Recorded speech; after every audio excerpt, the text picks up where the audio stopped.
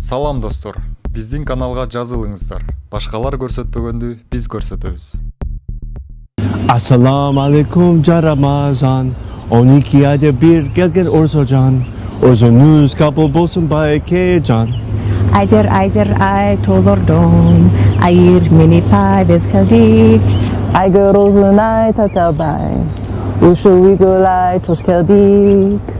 Жарамазан айтып келдик eşinginge. Akkoç kordoy bağlı dersin beşiginge.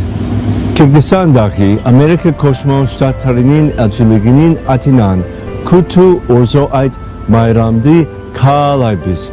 Ait marek bolsun.